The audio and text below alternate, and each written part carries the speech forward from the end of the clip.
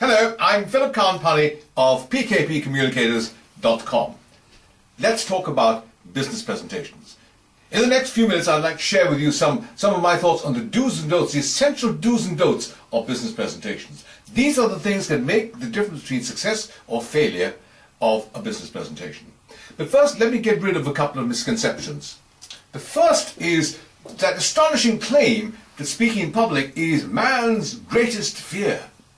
It ranks above the fear of death.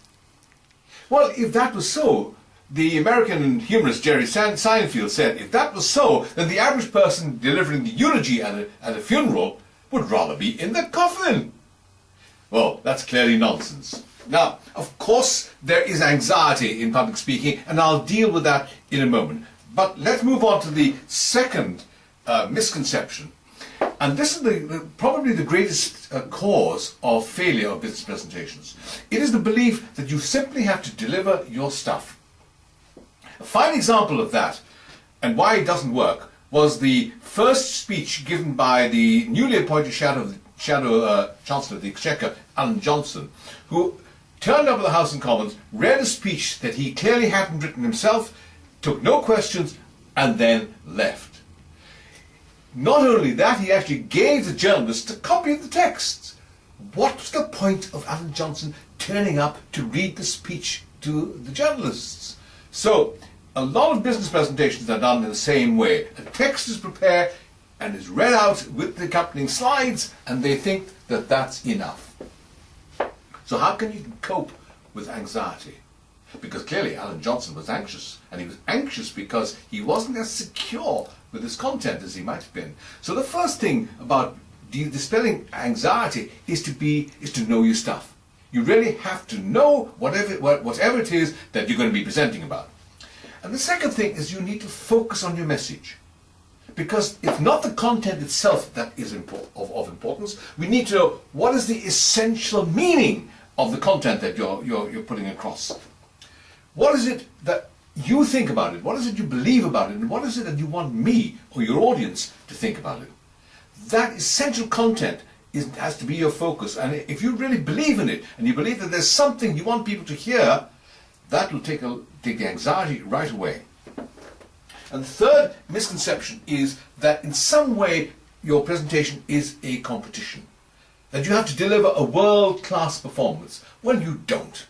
If you were in a speech contest, then of course you have to deliver a world-class performance. But for a business presentation, it's enough to deliver a good performance and to concentrate on having something worthwhile to say. So what I'm going to cover today in these next few minutes is what you ought to include and the things you should leave out of your business presentations. And I'm going to cover that in two broad areas, content and delivery. So let's talk about the content first of all. So things to avoid. Too much material, too much content, too many facts, reliance on facts alone. Facts alone do not tell the story. So you have to interpret them and you have to limit facts that you're going to put across. The second thing is slide abuse. Most presentations have too many slides and too much stuff on the slides, and worst of all, people throw up a slide with lots and lots of words and then they proceed to read the slides to the audience as though the audience had never learned to read. And here's another thing. While you're reading out whatever's on slide, or while you're letting people read, even for themselves, if there's so much stuff on the slide, they're not listening to you. So you have to understand how to use slides to support, but not to supplant you, the presenter. And the third common error is that it's one-way traffic, that you have things to say to people, you have things to tell them, and that in some way they can't reciprocate. One-way traffic doesn't work. People switch off very quickly. So what should you do with the content? First of all, you have to make it relevant to the audience. You have to be focused on their needs. Every single member of the audience is sitting there with questions in their minds like, what's in it for me? How is this relevant to me? How is this going to help me in my business? So you have to be focused on those kinds of needs. The second thing is that you have to be structured. Because you think that if you just tell people a lot of things, one thing after another, they're not going to remember it. So you need to have a structure that enables them to follow you.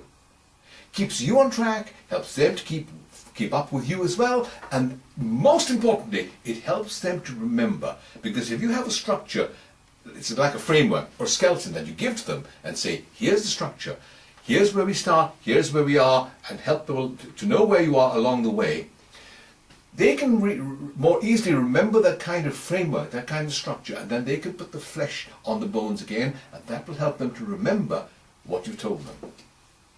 So make it easy for them to follow and easy to remember. A couple of no-nos. Please do not include the company history and the CVs of the founders. They may be fascinating to you and to everybody else within your organization. It is of almost no interest to anybody else. So the CVs of your founders, the company history, the picture of the factory, these are irrelevant, they're no-nos. Please leave them on one side. And here's another thing to avoid is boasting about your profit. Last year we made $25 million or pounds profit.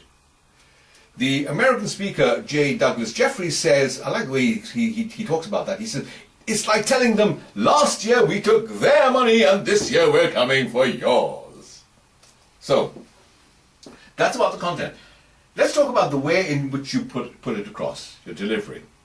And the first thing to recognize is that you will be judged within the first 3 seconds of standing up to speak. You will be judged by the audience. And the thing that will which will determine immediately how they feel about you is the way you look. Now, I know it's fashionable these days for a lot of people to think, well, I ought to dress informally. Why? Why dumb down? Why not maintain the highest standards? Try to be the best dressed person in the room and let people look up to you. The second thing that will determine how people feel about you and will cause them to judge you is the way you sound. And that, of course, is about your voice.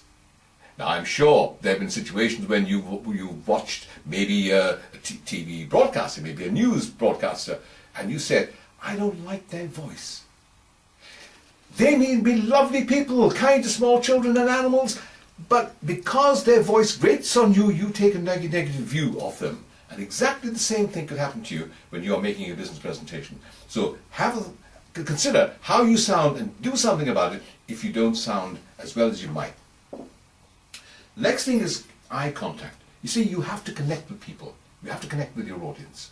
And therefore you have to maintain good eye contact, because you see, we in the West particularly, we believe that eye contact is about truthfulness. Don't you say to people, look me in the eye and tell me the truth? So, the kind of eye contact that a lot of people do when they're nervous is that they sweep the room like this, and they hardly give anyone more than half a second's eye contact. Meaningful eye contact is 3 elephants. Catch somebody's eye and hold it for the count of 1 elephant, 2 elephants, 3 elephants.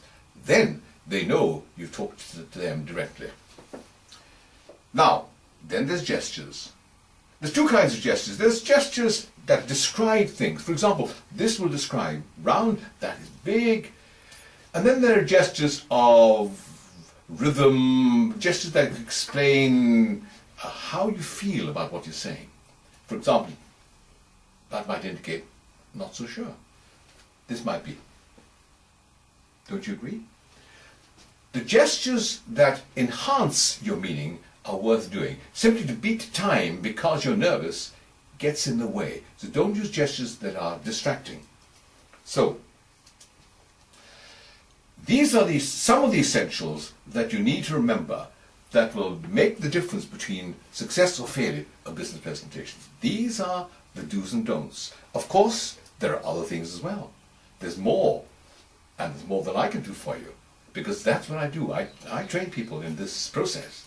So, if you'd like some help from me, contact me. I'm Philip Khan-Panni of pkpcommunicators.com, and my telephone number is 0845 165 9240.